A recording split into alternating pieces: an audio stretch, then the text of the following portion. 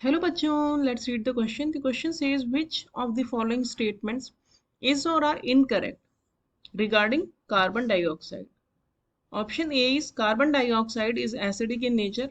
Option B, carbon dioxide combines with alkali to form metal carbonates. Option C, it is present in atmosphere to the extent of 0.03% by volume.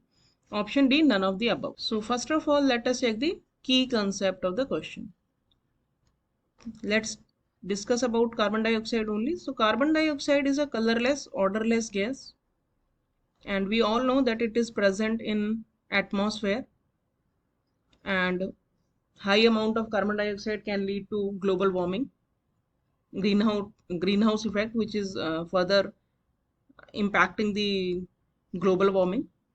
तो carbon dioxide जो है वो water से जब react करता है तो क्या बनाता है, ये बनाता है carbonic acid which is H2CO3, और H2CO3 जो है वो एक डाई बेसिक एसिड है, यानी कि 2H+ आयंस ये दे सकता है इन सॉल्यूशन। अब हम इस क्वेश्चन का सॉल्यूशन देखें तो पहला पॉइंट हमें क्या दिया है कि carbon dioxide is acidic in nature, तो ये एकदम करेक्ट पॉइंट है। इसके दो रीजन हैं। एक तो ये है कि जैसा कि हमने की कंसेप्ट में देखा कि जब वाटर हम इसमें ऐड करते हैं तो इट गिव्स एन एसिड।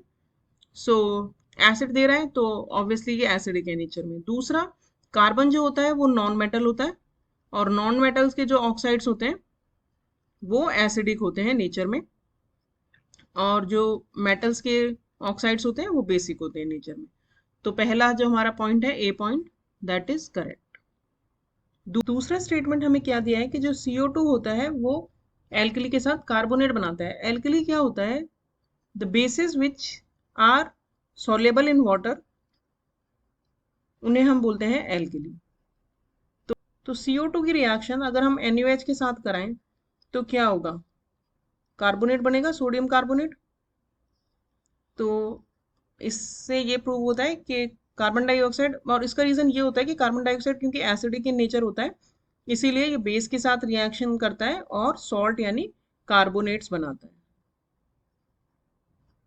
तो यानी कि हमारा जो बी स्टेटमेंट है वो भी करेक्ट हो गया। और सी में हमें दिया है कि CO2 जो है वो एटमॉस्फेयर में 0.03% बाय वॉल्यूम पाया जाता है। This is also a correct statement.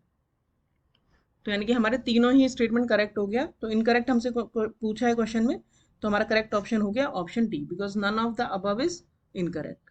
Hope you understood the solution well. Thank you.